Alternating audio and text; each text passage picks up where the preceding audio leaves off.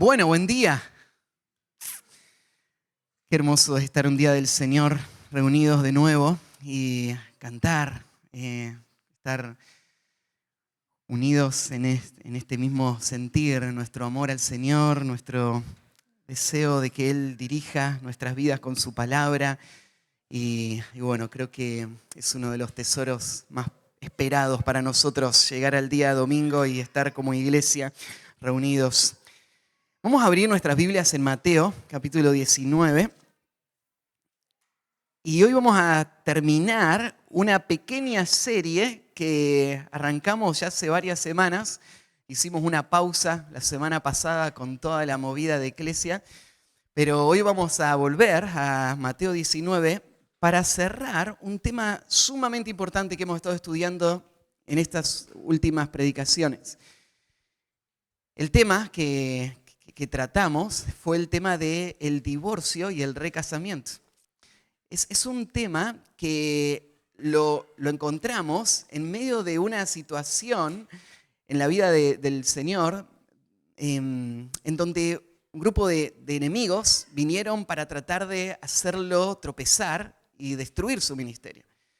Y trajeron esta pregunta porque creían esta pregunta va a poner a Jesús en un aprieto. Porque sin importar la posición que él tome, ahí va a haber gente que no va a estar de acuerdo con él. Y Jesús ya era un hombre muy famoso y su fama estaba poniendo en riesgo la estabilidad de la nación. Así que la pregunta capciosa que trajeron los fariseos fue hasta en qué punto es válido disolver un matrimonio. Y Jesús, conociendo bien lo que ellos creían y enseñaban, va a ir más atrás, al punto que realmente importa, que es qué es lo que Dios diseñó para el matrimonio en su plan original, cuál es el propósito del matrimonio y cuáles son las características que Dios le dio a esta relación. Y entonces, entendiendo el matrimonio como Dios lo ve, no va a ser difícil reconocer lo que Dios dice en cuanto al divorcio. Y en resumen, después de los últimos 2 estudios que tuvimos sobre este tema, creo que quedó muy claro que Jesús cree que el diseño original del matrimonio, tal como Dios lo planeó y lo colocó ahí en el huerto del Edén, no cambió.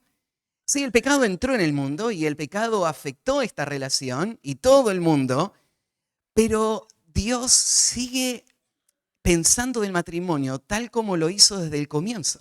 Esta es una relación exclusiva entre un hombre y una mujer que está basada en un pacto, en una promesa solemne y que es de carácter permanente hasta que la muerte los separe. Así que Jesús explicó esto y aún los fariseos contraatacaron y sacaron este pasaje de Deuteronomio 24 para tratar de atrapar a Jesús ahora en otro problema, mostrando de que la ley supuestamente permitía el divorcio o ordenaba el divorcio, y Jesús mostró que su interpretación del pasaje estaba totalmente distorsionada, que Dios odia el divorcio, siempre lo hizo, y eso no ha cambiado. Y su pueblo debe odiar el divorcio, no odiar a los divorciados, porque la gracia del Señor rescata a personas que han sido afectadas por el pecado. Pero el divorcio en sí es algo que Dios rechaza, porque va en contra de un propósito especial que Dios tenía para el matrimonio, y era reflejar la relación de Cristo y la iglesia. Así que el matrimonio no se trata de nosotros, en fin de la ecuación, el matrimonio se trata de los propósitos de Dios. Y entonces debemos vivir la vida matrimonial con este fin en mente, que nuestro matrimonio pueda llevar gloria a Dios. Y el matrimonio lleva gloria a Dios cuando vivimos en ese diseño perfecto. Así que Jesús terminó de explicar este tema, pero ahora el Espíritu Santo quiso dejar en este libro, en esta historia, una sección más que sigue relacionada con este tema del matrimonio, pero va a tener que ver específicamente con el tema de la soltería. Así que lo que pasó, vamos a leer ahora, es que toda esta respuesta de Jesús va a despertar en los discípulos una una pregunta. Ellos van a estar tan choqueados con las palabras de Jesús que van a decir algo y Jesús va a tomar eso como una oportunidad para instruirles en cuanto a la soltería. Así que hoy vamos a hablar sobre este tema y esto también es muy importante en nuestro tiempo. Porque es verdad que el enemigo ha hecho mucho daño en la familia, distorsionando el cuadro bíblico de lo que es el matrimonio. Pero también ha hecho mucho daño el enemigo, distorsionando la doctrina bíblica de la soltería. Así que en nuestro tiempo vivimos en muchas clases de extremos o ideas distorsionadas en cuanto a esto, ¿no? A veces, por ejemplo, los que son solteros, yo me casé a los 30, así que sentí algo de esta presión. Vemos en nuestra sociedad alrededor y en el círculo donde nosotros estamos más bien, en la vida de la iglesia, que a veces la soltería es vista como un problema. El soltero es visto como un ciudadano de segunda categoría, que por ser soltero está limitado en lo que él puede hacer para el Señor, en sus funciones, en su ministerio. Aún al recibir un consejo, pensamos, ¿qué tiene para decirme él si él no sabe cómo es la vida familiar? Si él todavía no tiene hijos, si él no me entiende a mí. Entonces, entiendo, la sociedad ha torcido esta imagen de lo que Dios dice en este pasaje, que es la soltería, y la ha convertido como en un tema que trae mucho dolor y conflicto a la vida de la iglesia y a nuestras relaciones por esta idea de que si soy soltero es porque hay algo mal en mí, porque he hecho algo mal, porque hay algún castigo de Dios o alguna limitación que Dios ha traído a mi vida. Ahora, es verdad que hay pecados que pueden afectar nuestras relaciones, sin duda, pero este pasaje nos va a mostrar de que en muchos casos la soltería no tiene nada que ver con ningún defecto. No es que esta persona tiene un problema de socialización, no es que no es linda, no es que, no sé, hay algún pecado secreto que Dios está castigando por esta razón. Para nada.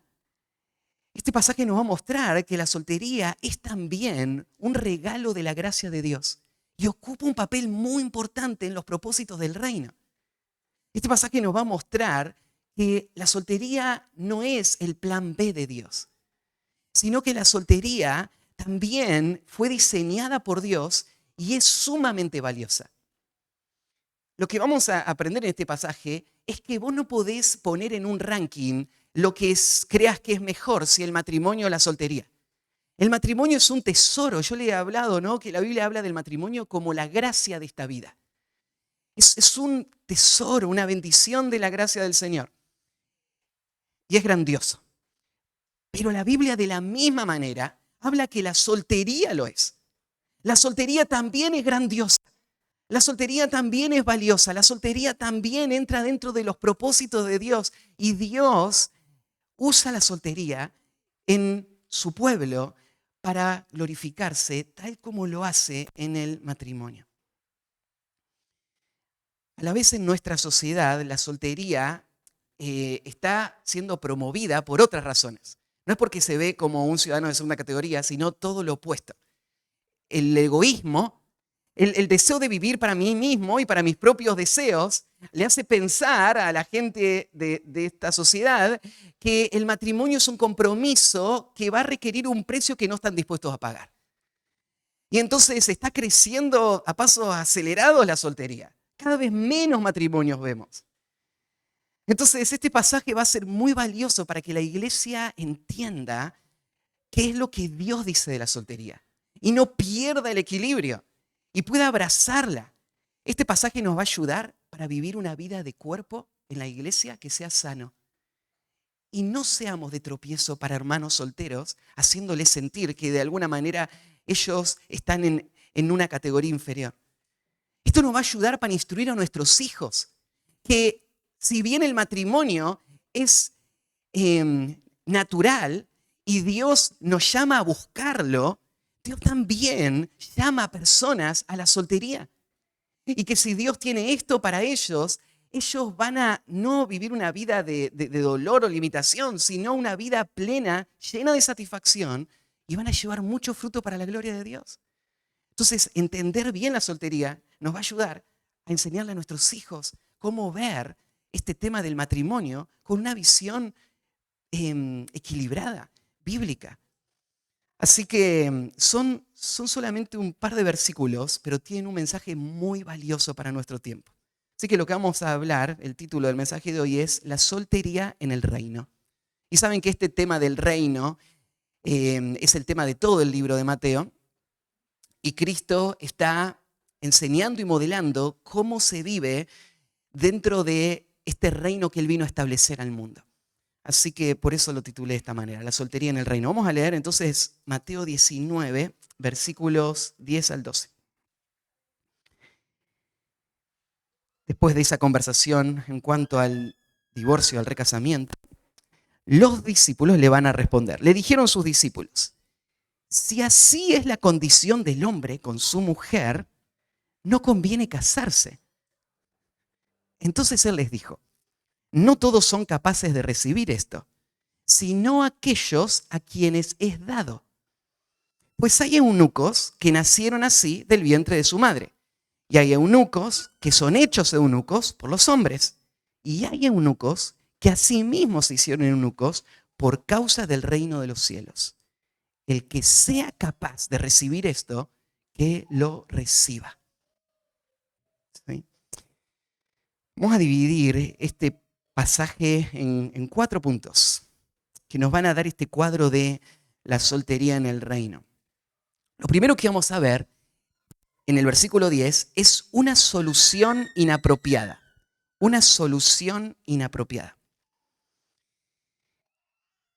¿Te llama la atención de cómo comienza este versículo? Cuando los discípulos ahora van a tener una conversación con el Señor. Aparentemente habían estado antes junto con los fariseos. Los fariseos fueron los que trajeron esta trampa, pero ahora Jesús ya no está hablando con los fariseos. Lo que nos hace pensar es que tal vez esta conversación siguió después que ya los fariseos se habían ido. Probablemente Jesús está ahora solo con sus discípulos y van a seguir esta charla. ¿Te llama la atención el asombro que los discípulos tienen de lo que Jesús acaba de decir? ¿Se acuerdan que la mayoría de la gente en la época de Jesús tenía una de 2 posiciones en cuanto al divorcio y el recasamiento? El grupo más conservador eran los seguidores de Shammai. ¿Se acuerdan? Que este líder decía que el Antiguo Testamento enseñaba que debemos divorciarnos solamente cuando hay adulterio. Entonces, por infidelidad estaba bien divorciarse. Así que Shammai era el más conservador. Hillel decía, no, el pasaje de Deuteronomio no dice de adulterio. Esta palabra puede significar cualquier cosa. Así que en realidad no hay ningún límite. Cualquier razón por la que no te guste, no vas a estar casado toda la vida con alguien con el que vas a sufrir, ¿no? Entonces, si las cosas se ponen difíciles, cualquier cosa que vos creas que no te es agradable, entonces te podés separar, divorciar y casarte con otro. Así que Hillel era el liberal del grupo, ¿no? La mayoría de las personas tenían la perspectiva más conservadora. Ellos no creían que estaba bien abandonar a tu esposa por cualquier razón, pero creían que había algunas razones válidas. Y en el último estudio, ¿se acuerdan que lo titulé Hasta que algo nos separe? Porque esto era lo que pensaban todos. Hay algo que sí nos puede separar. Ahora, ¿se acuerdan que fuimos viendo a qué se refería Jesús con esa supuesta cláusula de excepción, a no ser por causa de fornicación? Y yo les demostré que ese pasaje de ninguna manera da una excepción para el divorcio y el recasamiento. Y esta es otra de las evidencias. Si Jesús hubiese dicho, no se pueden divorciar a no ser por adulterio, él estaba diciendo lo mismo que Shammai. Nadie se hubiese sorprendido. Hubiese sido la postura más común de su tiempo. Pero la reacción de los discípulos es una de las evidencias que ellos se están dando cuenta de que Jesús está diciendo algo que ellos nunca escucharon a nadie decir. Ellos están viendo que el matrimonio tiene para Cristo una permanencia que no puede ser disuelta por ninguna razón. Y esto sacude todo su mundo. Por eso es que ellos están tan sorprendidos. Ellos se dan cuenta que Jesús tiene la posición que el matrimonio no es hasta que algo nos separe, sino que es hasta que la muerte nos separe, tal como lo decimos el día de la boda. Entonces, frente a esto, si el matrimonio es indestructible, los discípulos se dan cuenta de una situación. Ellos se dan cuenta de que si uno entra en esta relación, uno no tiene la bola mágica, no sabe lo que va a pasar en el futuro, ¿no? Y si entra en una relación que nada en este mundo puede disolver, el peligro es que vos quedes acorralado, atrapado en una situación de la que no vas a poder salir y que no va a ser linda, que no va a ser para tu bien. Y este pensamiento natural, ellos se lo presentan al Señor como una solución. Lo que ellos están viendo es, bueno, capaz que malentendimos el matrimonio y ahora Jesús nos está ayudando a corregirlo. Nos está ayudando a ver que no se disuelve de ninguna manera. Ahora, el matrimonio no es sencillo. ¿Te imaginas estos discípulos? Muchos de ellos estaban casados. Sabemos de Pedro, por ejemplo, cuando Jesús sanó a su suegra. Hay varios de ellos que están casados. Así que los discípulos se dan cuenta, miren, el matrimonio no es fácil. El matrimonio va a traer tensión, va a traer dificultades. Y además de las dificultades comunes que podríamos pasar, podría llegar a ser que el matrimonio traiga una situación aún mucho más compleja. Una situación totalmente devastadora. Y entonces, si el matrimonio trae toda esa situación, entonces, ¿cuál es la solución para no vivir una vida atormentada por esta relación? Para no quedar atrapado. Así que los discípulos piensan en una solución. Si es que no hay salida del matrimonio, ¿cuál es la solución para esta presión que pondría el matrimonio sobre mi vida? Y ellos pensaron en esta solución. Si es así la condición del hombre con su mujer, no conviene casarse. Esto resolvería el tema, ¿no? Ya no voy a estar acorralado. Ya no voy a estar en una prisión de la que nunca más voy a poder escapar. La solución sería no casarse. Literalmente ahí, cuando dice si es así la condición del hombre, ellos están afirmando que lo que Jesús está diciendo es que no se puede separar y están sacando una conclusión lógica. Si esto es así, entonces aquello tiene que ser también. Basado en esta verdad, entonces este nuevo principio se sostiene en esto que antes se afirmó. Así que si esto es así, entonces la conclusión obvia es no conviene casarse. Y acá la expresión de no conviene casarse está hablando de beneficios que el matrimonio traería. Está diciendo si vos entonces pesás en la balanza lo bueno del matrimonio, pero ponés del otro lado el peligro de casarte y todas las consecuencias que podría traer, entonces no es negocio. No te trae beneficios. Estos hombres están pensando en el matrimonio en función de beneficios. Están pensando en qué me da a mí el matrimonio. Ahora, esto es lo normal, esta es la regla, esto es lo que el mundo piensa allá afuera.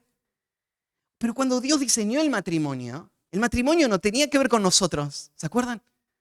El matrimonio tiene que ver con algo que va más allá que mi placer. El matrimonio va a estar lleno de deleite y placer, pero ese no es el fin del matrimonio. Es un subproducto del matrimonio. Es una gracia que disfrutamos dentro del matrimonio, pero el matrimonio tiene un propósito mucho más alto. Ahora los discípulos, afectados por todo su entorno, lo que están pensando es, ¿de qué me sirve el matrimonio si no me puedo separar? No es que los discípulos estaban pensando en separarse, pero estaba en su mente esta alternativa. Si las cosas se ponen demasiado feas, entonces siempre está esa salida. Yo no voy a vivir una vida de tortura, así que estoy a salvo. Y ahora Jesús le dijo, no hay puerta de salida. Y ellos no tienen otra cosa que pensar que es esta. No conviene casarse.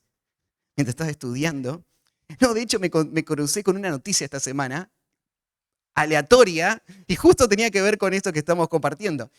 Aparentemente, Darwin, el famoso humanista que promovió la teoría de la evolución, en un momento él se planteó esta idea si le convenía casarse o no le convenía casarse. Y les cuento cómo fue su evaluación. Él hizo una columna y puso del lado de casarse las razones por las que se casaría y del lado de no casarse las razones por las que no se casaría. Y después iba a decidir. Así que escuchen las razones de Darwin para sí casarse. Primera razón, niños. El sueño, el deseo de tener un hijo, solo, dice, vendría a través de esto. En su tiempo, recuerden, él entendía que la familia era el entorno donde se tenían los hijos. Así que por eso él pensaba, bueno, para tener niños hay que casarse. Después puso una compañera constante y amiga en la vejez que se interese por uno. O sea, si no, voy a estar solo toda mi vida y al final voy a ser un viejito y no voy a tener nadie con quien compartir. Objeto para ser amado y con quien jugar mejor que un perro. Eso es lo que puso, ¿sí? Alguien que podés amar y que podés jugar con él y es mejor que un perro. Ahora, vos te reís, pero esto no es tan obvio para mucha gente. Para mucha gente el perro es mejor, ¿sí?, que una relación con otra persona.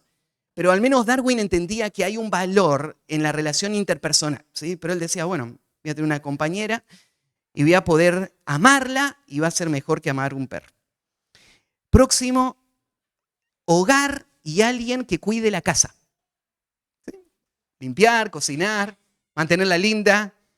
Bueno, los que conocían mi casa antes de que me case y vienen hoy, tal vez afirmen esto. Lo necesitaba Matías, ¿sí?, a una esposa. Hogar y alguien que cuide la casa. Bueno, es un beneficio. Y el último, los encantos de la música y la charla femenina. Así que mujeres, hay que aprender música o si no, no se van a casar. Pero al menos Darwin pensaba, este sería otro de los beneficios, ¿no? La charla femenina no es lo mismo que con hombres. Pasamos lindo con hombres, pero hay algo especial en eso. Así que bueno, todo eso en la lista de casarse. Vamos a hacer la lista de no casarse ahora. Y él puso, no casarse tendría estas razones. Perdería libertad para ir a donde uno quiere. Bueno, es el chiste, ¿no es cierto? Se casó y ahora no te dejan venir a jugar a la pelota con tus amigas. No sé, perdés la libertad de ir.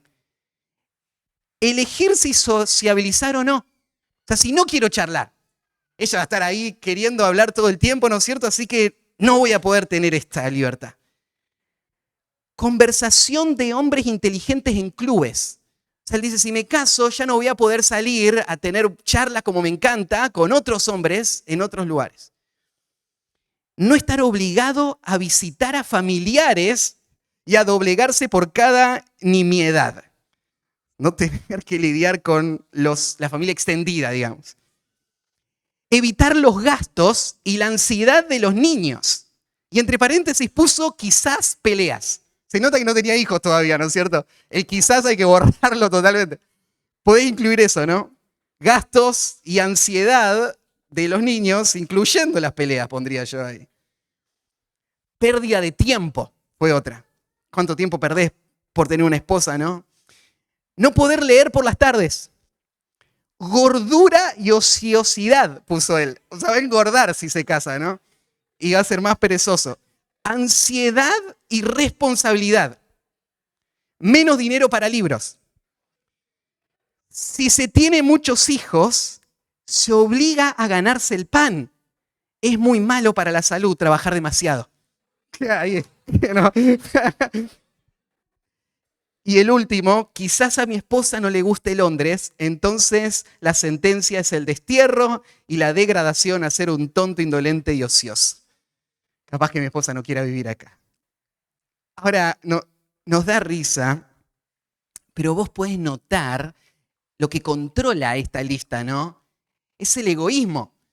Estoy pensando, como los discípulos, ¿en qué me beneficia el matrimonio? Al fin y al cabo, ¿vale la pena pagar un precio tan alto como hacer un compromiso del que nunca voy a poder salir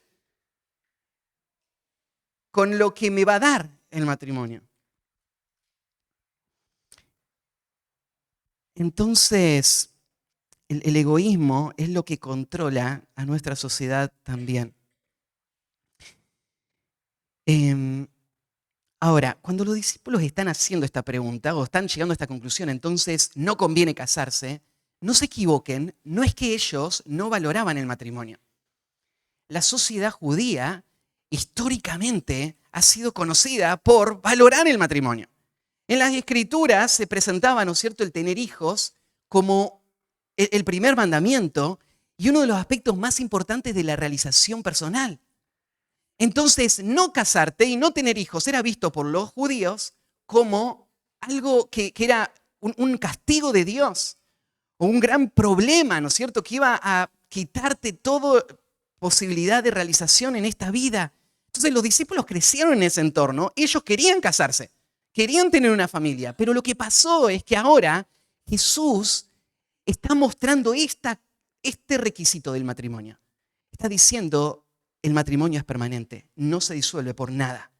Y ahora frente a eso es que ellos están retrocediendo y están diciendo, bueno, entonces no nos queda otra que renunciar a lo que tanto valoramos. Ahora, está bien valorar el matrimonio. Proverbios 18:22 dice así, el que haya esposa halla el bien y alcanza la benevolencia de Jehová. Proverbios 19:14 dice, la casa y las riquezas son herencia de los padres, mas de Jehová la mujer prudente. La mujer es una esposa, es un regalo de la gracia del Señor. No es algo a ser tomado en poco. No es algo para poner una lista y decir cuáles son los pros y los con, porque la esposa es algo que no se compara con nada más que este mundo podría dar. Entonces, renunciar a poder tener tu libertad para salir a charlar con otros hombres o usar tu dinero para tus propios deseos, no se compara con el tesoro que representa que el Señor te conceda tener una compañera, una esposa.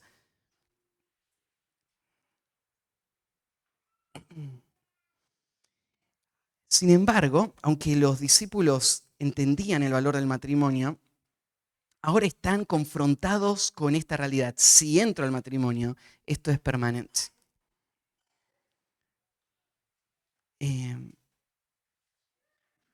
Si uno entra en el matrimonio, entonces queda en peligro de quedar atrapado en un matrimonio que no es bueno.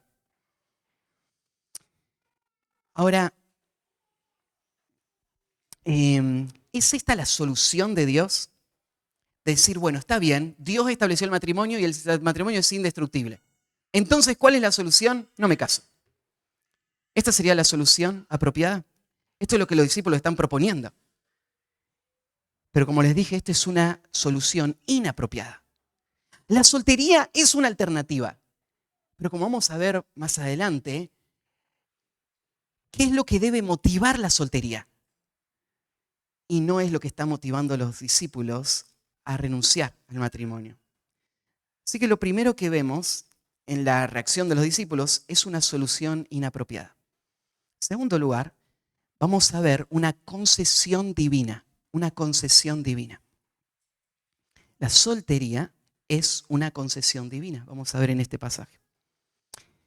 El problema no es entonces el diseño de Dios para el matrimonio, sino que son nuestros corazones endurecidos. Y la solución no es evitar el compromiso. Pero el Señor va a aprovechar esta situación para entrar en este tema de la soltería. Él no les corrige en este momento el hecho de que ellos hayan pensado que la soltería es una alternativa. Él no les corrige eso. Está bien, la soltería es una alternativa. Pero Jesús le va a decir, quiero que piensen correctamente en la soltería. La soltería no es la alternativa para poder vivir para mis propios deseos. De hecho, si vos crees que el matrimonio es difícil, te voy a decir algo más. La soltería también lo es. Y la soltería solo debe ser abrazada cuando la gracia de Dios la ha concedido como un regalo especial. Fuera de eso, el matrimonio debe ser la regla. Esto es lo que Jesús va a explicar ahora. La soltería entonces no es la solución al compromiso. La soltería sí es válida, pero solo en ciertas condiciones. Y vamos a ver en el versículo 11 estas palabras. Entonces Él les dijo, no todos son capaces de recibir esto. Esto no es para todos. Lo que ellos acaban de decir, Jesús no lo desacredita. Lo que ellos acaban de decir es, entonces es más provechoso no casarse. Jesús no le dice, no, es mentira que es más provechoso. Jesús le dice, es verdad, pero no para todos. No para todos es más provechoso no casarse. De hecho, la regla sería que para todos es provechoso casarse. Pero les voy a contar en qué circunstancias sería verdad lo que ustedes dijeron. ¿Y para qué personas sería esto verdad? ¿Para qué personas es verdad que no conviene casarse? Jesús, en vez de atacar lo que ellos dicen y negarlo, Jesús toma la oportunidad para hablar entonces y explicar en qué forma es válida la soltería. Cuando ahí dice no todos son capaces de recibir esto, la palabra recibir puede tener la idea de ser capaz de aceptarlo con gozo. No es simplemente resignarse, sino abrazarlo. En algunos textos se traduce como tener lugar para esto o dar la bienvenida a algo. O sea, en otras palabras, Jesús le está diciendo, bueno, lo que ustedes acaban de decir es verdad, pero no todos son capaces de darle la bienvenida a esta verdad que ustedes acaban de afirmar. No está hablando de la resignación, sino que está hablando de del regalo de la gracia de Dios que hace que una persona pueda recibir con gratitud y contentamiento un estado con el que él va a glorificar a Dios.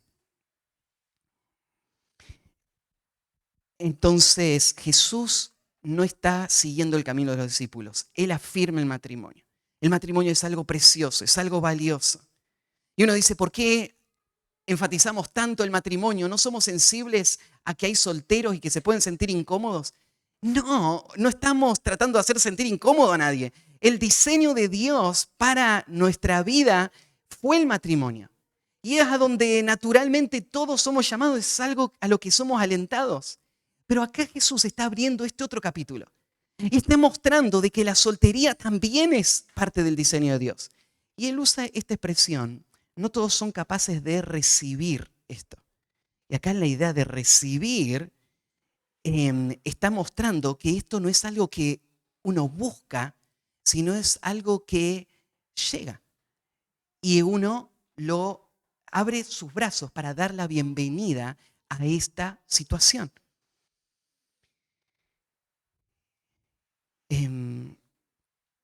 Y agrega, no todos lo pueden recibir, sino aquellos a quienes es dado.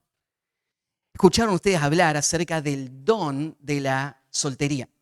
Y este es uno de los pasajes claves para entender la soltería de esta manera. Porque literalmente este pasaje está diciendo que Dios da. Y esta palabra es regalo, es don. Es algo que Dios entrega. Así que está esta idea de que a algunas personas se aplica la realidad de que es mejor estar soltero que casado. Y a quienes es aquellas personas a quienes es dado esto. Ahora, hay mucha confusión en cuanto a esto, de a quién les es dada la soltería. Yo esta semana estudiando me cruzaba con personas que decían, la persona que tiene el don de soltería sería una persona que no lucha con la pureza, porque él está completamente satisfecho y tranquilo, así que no tiene necesidad de casarse. Y yo digo, ¿en qué país, en qué mundo vive este hombre? Yo jamás conocí una sola persona que no luche. No conocí una sola persona hasta hoy que piense, yo no tenía ningún deseo, jamás tuve ningún deseo de casarse. Y si alguien viene después del culto a contarme que no tenía ningún deseo de casarse, lo que le voy a mostrar es que hay algún problema en la forma en la que él entiende el matrimonio. Porque fuimos programados para casarnos. Fue puesto delante nuestro como algo valioso y precioso. Entonces, si no lo ves así, hay algún problema. No es algo natural. Entonces, el don de la soltería no se ve en una persona que no tiene el deseo de casarse. Las personas que aún viven toda su vida sin nunca casarse, te dirían, claro que tenía el deseo de casarme. Entonces, no tiene que ver con esto. ¿Qué es el don de la soltería? Bueno, podríamos decir así, el don de la soltería es paralelo, equivale al estado de la soltería. O sea, si vos estás soltero, tenés el don de la soltería. Entonces, Matías, yo quería casarme. Y sí, te puedes casar. Cuando te cases, lo que vas a tener es el don del matrimonio. Hasta que te cases, lo que Dios te dio es estar solo. Claro, para algunas personas, Dios en su soberanía va a dirigir su vida de tal manera de que no llegue el matrimonio. Y para otro va a ser temporal. Pero quiero que pienses en esto de a quien le es dado en función de esta gracia que Dios da a sus hijos de estar solos, ya sea de manera temporal o de manera permanente. Es Dios dándolo. Entonces, lo que está diciendo es que si una persona está sola, no debe sentirse como que su vida está limitada, atrofiada. No tiene que pensar, no voy a poder desarrollarme o vivir una vida productiva, fructífera, o voy a estar condenado al dolor, a la tristeza toda mi vida. De ninguna manera. Dios no está torturando a personas con la soltería. Dios está otorgando a personas la soltería. La soltería o el celibato es una gracia que Dios da. Y así debe ser tomado. Sin importar las circunstancias que llevaron a esa situación, la persona debe recibirla como un regalo del Señor y una muestra de su favor, y debe usarla de forma efectiva para los propósitos del reino. Como decía al principio, la soltería no es el plan B de Dios. No es que de alguna manera algo falló. Esto estuvo en la mente de Dios y en el propósito de Dios. Y por definición entonces es algo bueno. Es algo que Dios planeó para mi bien. Ahora, lidiar con la soltería no es algo fácil. Yo le dije, mira, desde que tenía 18 años, había gente que me decía, vos nunca te vas a casar. Me lo decían porque no me veían dando vuelta alrededor de las chicas, me veían en conferencias enseñando alrededor de hombres, pastores, entrenando, y dice, ¿y ahí cómo vas a hacer? No tenés ni tiempo para buscar una esposa, ¿no? Así que desde que tenía 18 me decían, vos no te vas a casar. Así que yo cargaba en eso en mi mente. Hoy cuando me paro y me miro, la verdad es que a veces estoy asombrado de la gracia del Señor, porque hubo muchos momentos donde pensé, tal vez nunca me voy a casar. Y hoy disfruto de lo que Dios me dio, pero sí hubo una presión. Y los que están solos o son solteros, entienden de lo que estoy hablando. Ahora, ¿cómo respondemos a esa presión? Esa presión es normal. En un sentido, vos fuiste programado y creado para el matrimonio. Entonces está el deseo, y es bueno el deseo. Pero hay formas equivocadas en las que tendemos a reaccionar frente a esa tensión. Un comentarista propuso estas 6 formas, y déjame citártelas para ver si vos podés identificarte con algunas de ellas. Para los que son solteros o los que no pueden entender algo de lo que pasa en el corazón del soltero. Frente a la presión del deseo por el matrimonio, una alternativa sería decidir pecar. ¿Sí? ¿Qué sería decidir pecar? Bueno, ya que Dios no me da lo que tanto necesito y tanto quiero, entonces voy a tomar los asuntos en mis propias manos. Voy a resolverlos yo a mi manera. Y estoy dispuesto a desobedecer los parámetros que Dios dio para el matrimonio para poder satisfacer mis necesidades y mis deseos.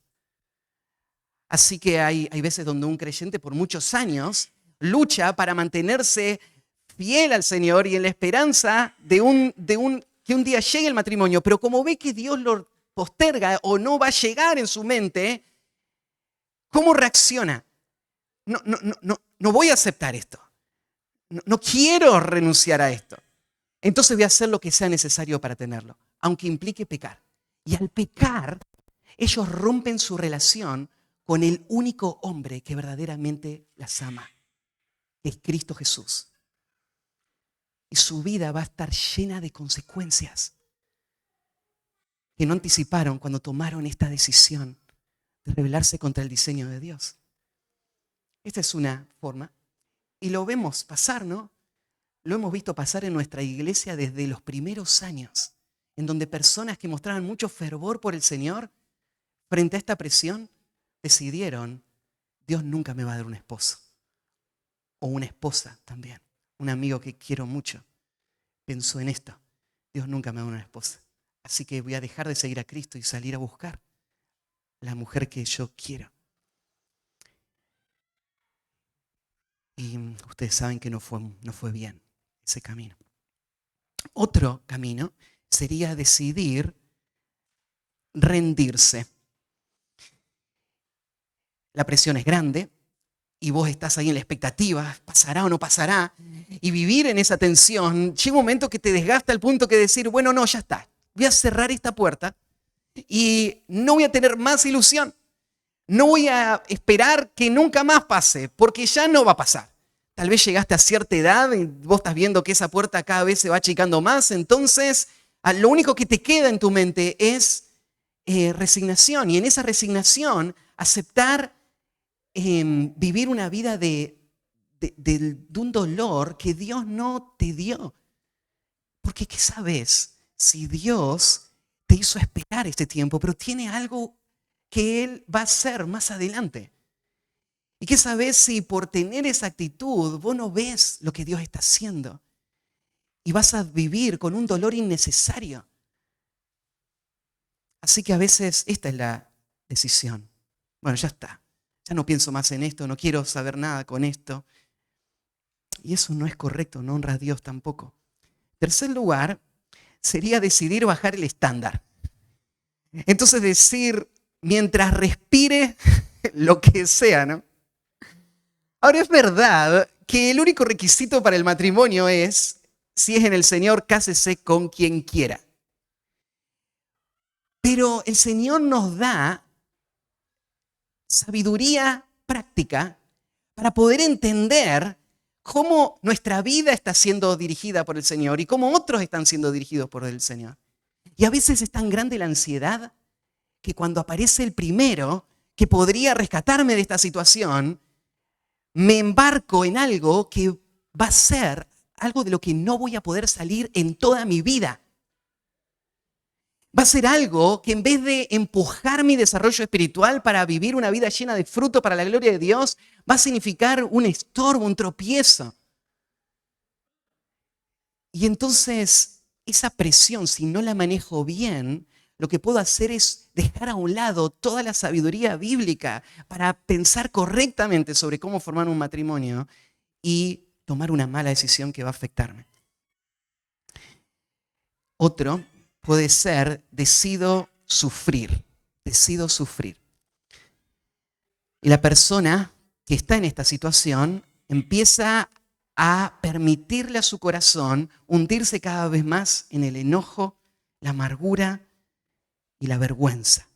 Y él se ve como un ciudadano de segunda categoría, él se ve totalmente limitado, él se ve como que su vida está truncada y nunca va a poder disfrutarla en nada. Entonces, como si fuese a ser un sentido de víctima, él abraza esta autocompasión y este dolor que va a atrofiar su vida también. Otra posibilidad sería decidir esforzarse. Decidir esforzarse sería, bueno, si me quiero casar, necesito ayudarle un poquito a Dios, ¿no? Entonces el comentarista decía, ahí está la mujer que no sale de su casa hasta que no esté como para salir a un concurso de belleza, ¿no es cierto? Porque ella necesita casarse, sea como sea, ¿no? Y entonces esa obsesión lo que está mostrando es que esta persona está haciendo de su identidad este deseo del matrimonio. Y ella solo se vería realizada y fructífera si pudiera casarse. Entonces, con manipulación y con este deseo de promoverse, está tratando de ayudar a Dios para lo que Él hace. este regalo del matrimonio en 1 Corintios 7 se presenta, ¿no es cierto?, como un don, tanto el matrimonio como la soltería. Entonces, está bien estar ordenada y glorificar a Dios con una presencia femenina que refleje y resalte las cualidades, las virtudes que Dios te dio. Eso es algo bueno. Pero si eso está movido por la ansiedad y el deseo de usar esto, y entonces un sobreénfasis en lo estético, un sobreénfasis en el gimnasio, en mi cuerpo, en la forma de mi cuerpo, todo esto distraería mi atención de donde está verdaderamente mi identidad. Mi identidad no está en si estoy casada o no, mi identidad está en Cristo. Él me da sentido, Él me da valor, Él me dirige y Él va a cumplir su propósito de bien en mi vida. Entonces, este sería el otro peligro. Y el último sería decidir confiar. Confiar implica un equilibrio, ¿no? Un equilibrio entre reconocer que la soltería no es lo que define mi vida, es un aspecto de mi vida. Es un aspecto de mi vida que Dios me concedió en este momento. Y si Dios cambia esa situación, entonces yo voy a abrazar lo que Dios me va a dar y usarlo para su gloria, tal como voy a usar hoy la soltería para su gloria. Entonces, una persona que decide esperar en el Señor, y esperar significa, sí, esperar toda la vida. Y vos decís, ¿qué pasa si Dios no lo trae? Bueno, esperar no estuvo mal, porque el deseo es algo bueno, es algo sano, es algo correcto. Pero lo que mostró tu espera fue una dependencia sumisa a un Dios en quien confías. Y lo que hizo esa espera es que esa espera no desperdicie toda tu vida en amargura y en temores o en luchas, sino que te libere para vivir una vida llena de fruto para el cielo. Esa es la actitud que el pueblo de Dios debe tener hacia la soltería. Cuando Jesús habla de estas personas a quienes les es dado que sea mejor estar soltero, está hablando de esto, no es una maldición. Es el estado temporal o permanente que Dios da a sus hijos como un regalo de su gracia y su bondad. Así que primero vimos una solución inapropiada. Después vimos la soltería como una concesión divina a lo que Dios está dando. Viene de Él esto. En tercer lugar, una explicación clara. Vamos a ver. Jesús no deja las cosas ahí. Queremos entender un poco más de qué lleva a que una persona termine soltero y cómo interpretar estas situaciones. Así que Jesús va a explicar 3 categorías en las que personas terminan en la soltería, ya sea temporal o permanente. Ahora, las 3 que él va a describir ponen un énfasis en el aspecto sexual del matrimonio, ¿sí? Porque usa una palabrita, que es la palabrita eunuco, ¿sí? El eunuco era un hombre que en la cultura oriental se lo usaba para servir en los lugares más íntimos de la familia del rey, en la corte. Y a estos hombres se los castraba para que no tengan posibilidad de aspirar a ser un rey y a atentar contra el rey o aprovecharse de la esposa del rey o de ninguna otra mujer alrededor, ¿no? Entonces estos hombres eran hombres a quienes se les limitaba en esta forma y entonces se les conocía con este nombre. Jesús va a usar este título, este nombre. Ahora, la intimidad no es la característica que más define un matrimonio, pero es una que está a la vista y que genera mucha de la presión del matrimonio. Porque si vos pensás, ¿qué es lo que te mueve a querer casarte? Si bien no lo puso Darwin, hay cosas que vos podés suplir de otras maneras, ¿no? Hay muchas cosas que representa el matrimonio, pero que están también en otras relaciones. Entonces, si vos pensás en compañerismo y pensás en hermosos amigos, pensás en la vida de cuerpo, en una vida de iglesia sana, ¿no? En donde vos puedas tener una familia espiritual toda tu vida. Entonces, vos decís, bueno, hay muchas cosas que el matrimonio, tal vez si no estoy casado no me va a dar, pero están en otros lados. Pero ¿qué es lo que no hay en ninguna otra relación? La intimidad. La intimidad no va a estar en ninguna otra relación. O sea, si una persona no se casa, va a tener que tener continencia toda su vida o hasta que esto pase. Y entonces Jesús pone el foco en esto y menciona estas tres formas en las que personas llegan a ser eunucos. Y nosotros vamos a comparar el eunuco con el soltero porque creo que Jesús lo está usando de esta manera. Hay eunucos, en primer lugar, que son eunucos desde el nacimiento. Jesús dijo en el versículo 12, pues hay eunucos que nacieron así del vientre de su madre. Alguna enfermedad generó una limitación física que hace que esta persona ya no pueda funcionar matrimonialmente. Hay muchas enfermedades que podríamos pensar. Hay enfermedades que pueden aún incluir, pienso hoy en día, enfermedades del cerebro, que harían que una persona no se desarrolle y madure emocionalmente o físicamente como para llevar las responsabilidades de un matrimonio. Hay enfermedades que afectan los órganos reproductivos también y que ponen una limitación desde el nacimiento. No son muchas, pero Jesús dice, están ahí. Ahora vos nota esto, esta persona que nació en esta condición no eligió esta condición. Esta persona recibió esta condición. ¿De parte de quién? De Dios. Ahora, una cosa es la persona que fue forzada a esta situación y otra cosa es la persona que lo recibe. ¿Sabes quién es la única persona que puede recibir de parte de Dios con contentamiento y gratitud lo que Dios le da y usarlo para su gloria? Solamente el Hijo de Dios. Solamente la persona que no está viviendo para sus deseos. Solamente la persona que ha muerto y su vida está escondida con Cristo en Dios y confía en un Dios bueno, soberano. Esa persona puede recibirlo. Puede recibirlo cuando fue causado por una enfermedad, por algo que vino desde el nacimiento. En segundo lugar, hay eunucos forzados a esta situación por otros. Porque dice, hay eunucos que son hechos eunucos por los hombres. Acá lo primero que puedes pensar es, en esas cortes orientales, a estos hombres los hicieron eunucos.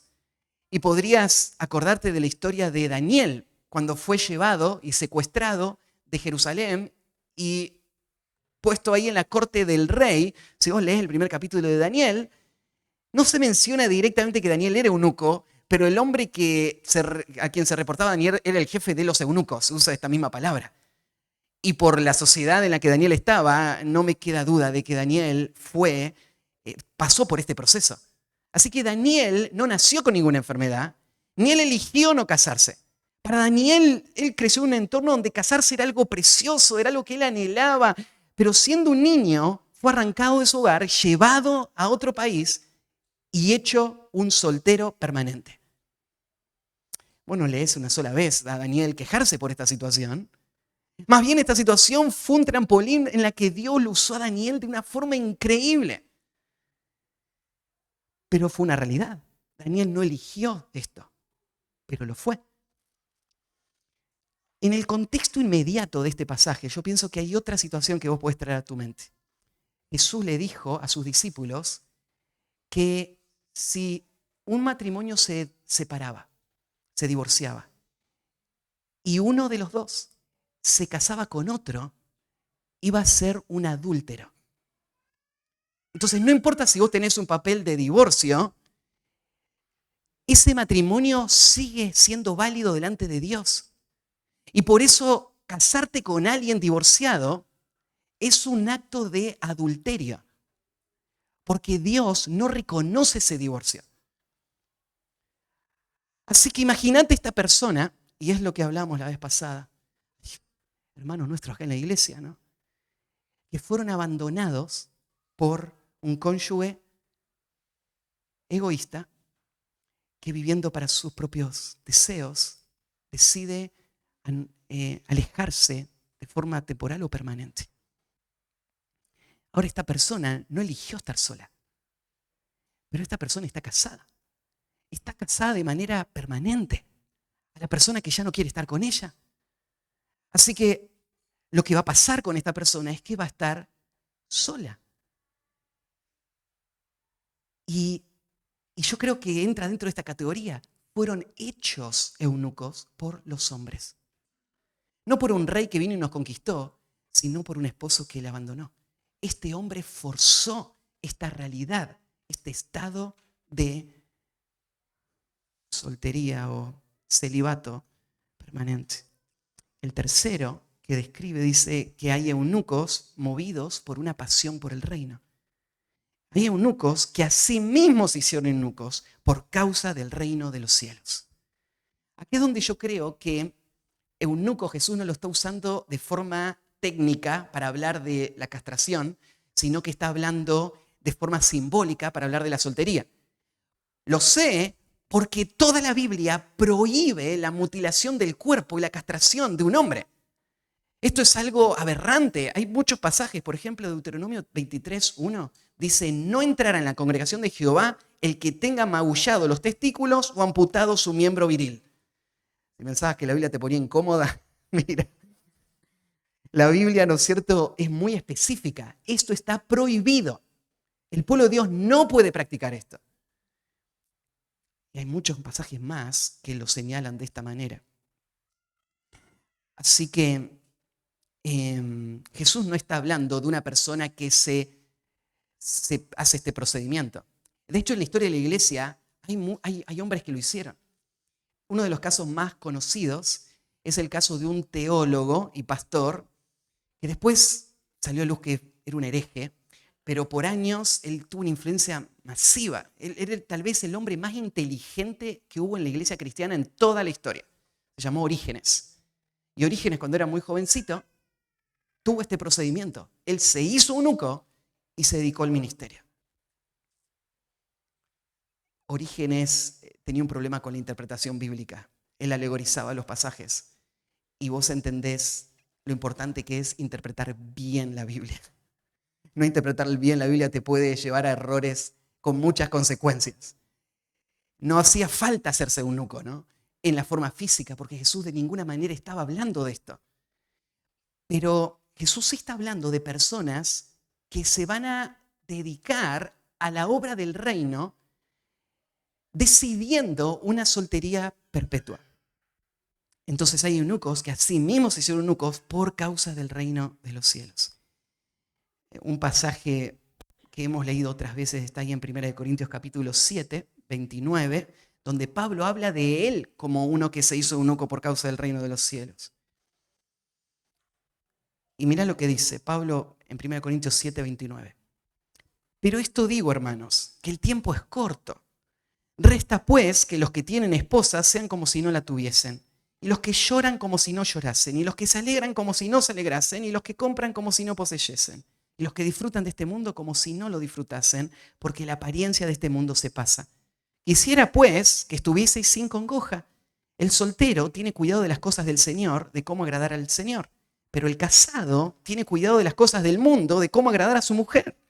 Hay asimismo diferencia entre la casada y la doncella. La doncella tiene cuidado de las cosas del Señor para ser santa, así en cuerpo como en espíritu, pero la casada tiene cuidado de las cosas del mundo, de cómo agradar a su marido. Esto lo digo para vuestro provecho, no para tenderos lazo, sino para lo honesto y decente y para que sin impedimento os acerquéis al Señor.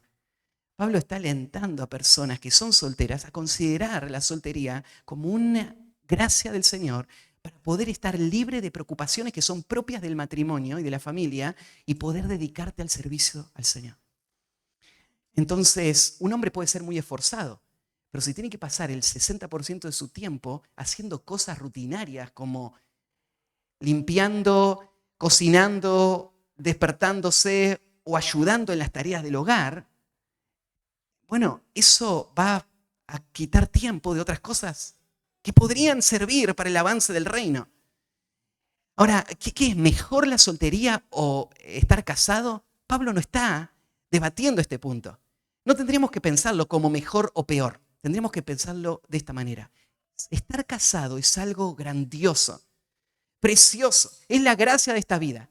Estar estar soltero es algo grandioso, precioso. Es un regalo de Dios para poder vivir una vida libre de preocupaciones y poder servir a los intereses del reino con todas nuestras fuerzas.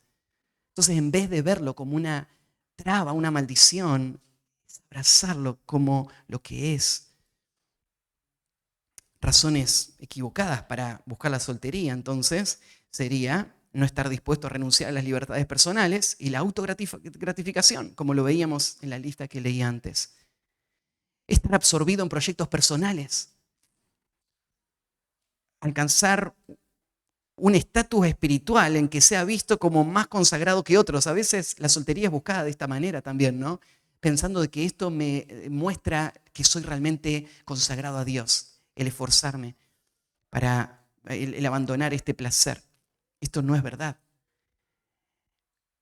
Mira, decidir no casarte no es algo que evidencia tu virtud espiritual, así como, por ejemplo, elegir ayunar no es algo que evidencia tu virtud espiritual. Ayunar no te hace más espiritual que el que no ayuna, y no casarte no te hace más espiritual que el que se casa. El punto es la motivación, ¿qué estoy buscando con esto? ¿Y qué está Dios haciendo en mi vida? ¿Y cómo Él me está dirigiendo para que mi vida lleve fruto para Él? Ya sea casado o soltero. Entonces no es que lo voy a buscar para sentirme más espiritual que los demás. ¿Cuáles serían razones válidas para abrazar la soltería? La razón válida sería si Dios la trajo a nuestra vida, ya sea por limitaciones físicas o por obra de otras personas. Esta sería una razón válida para abrazar la soltería. Dios me hizo soltero. Dios me hizo eunuco. Esto no lo hizo un hombre, lo hizo Dios. Dios me lo dio a través de un hombre o por condiciones físicas. En ese caso, lo que tengo que hacer es abrazar esto que el Señor me dio.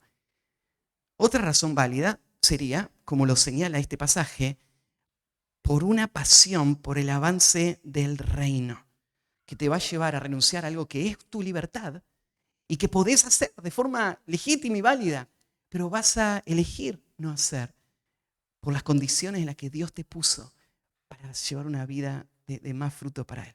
Entonces, vimos una solución inapropiada, una concesión divina, una explicación clara y lo último, y es cortito, un mandato contundente. Un mandato contundente. Y lo llamo un mandato porque acá tenemos un imperativo, una orden de Cristo. Y así es como se presenta. Jesús va a decir, el que sea capaz de recibir esto, ¿y quiénes son capaces de recibir esto?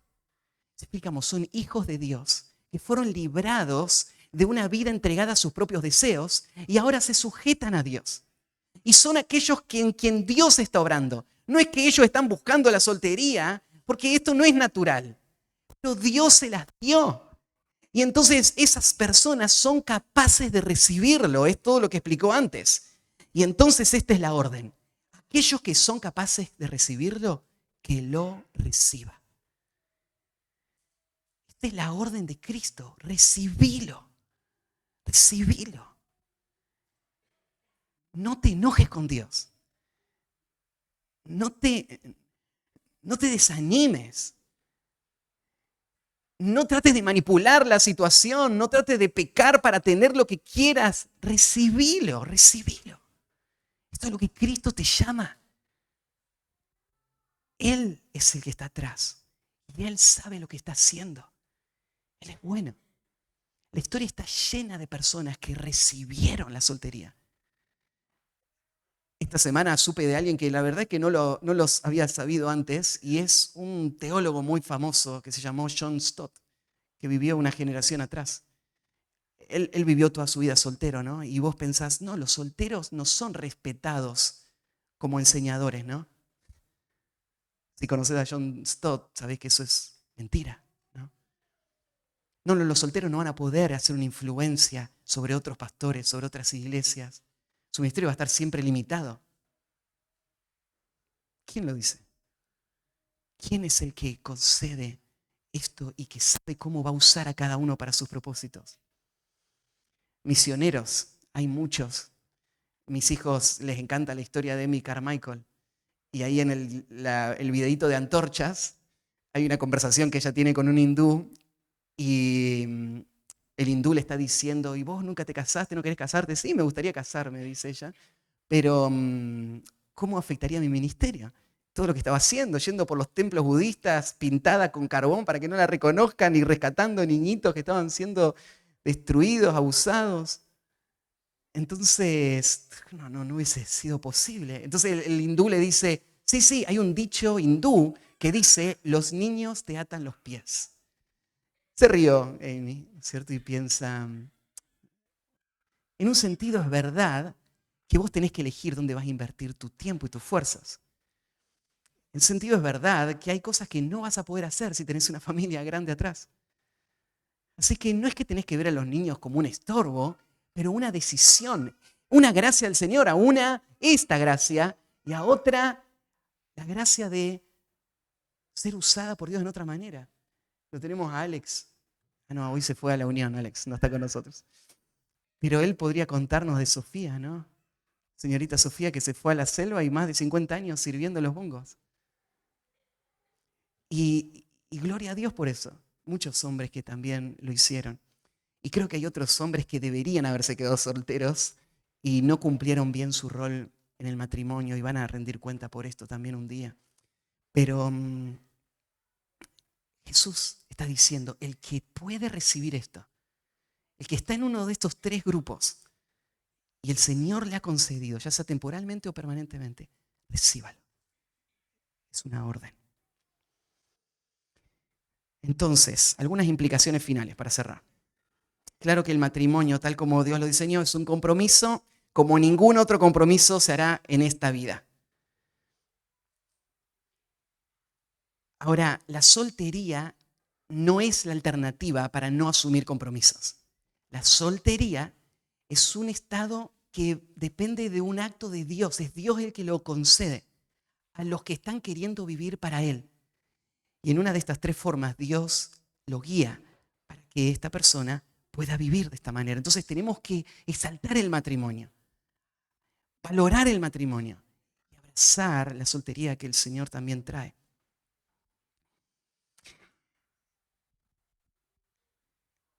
Cuando yo expliqué la semana pasada sobre la posición de no divorcio y no recasamiento, muchos verían esta posición que yo les expliqué como una posición cruel.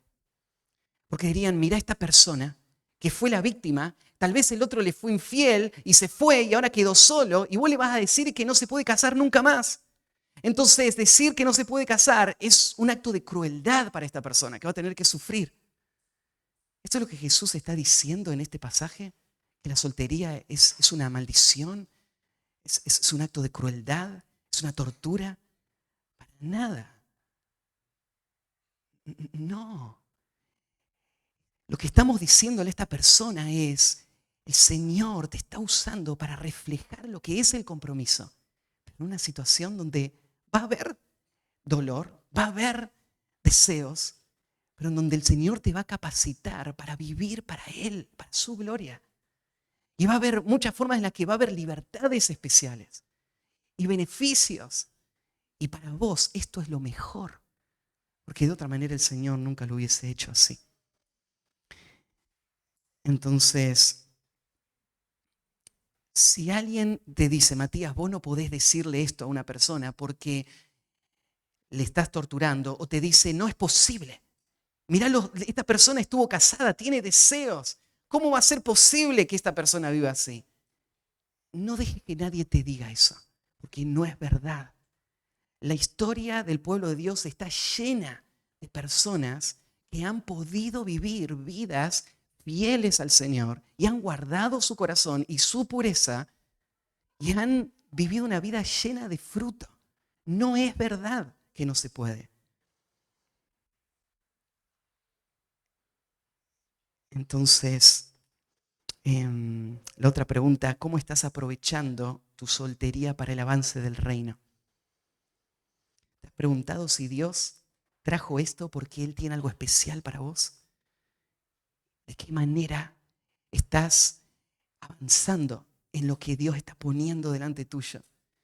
y estás permitiendo que Dios te guíe a esa vida de fruto para Él. Entonces, por la gracia de Dios que una persona puede aceptar la buena voluntad de Dios, agradable y perfecta, y someterse a Él.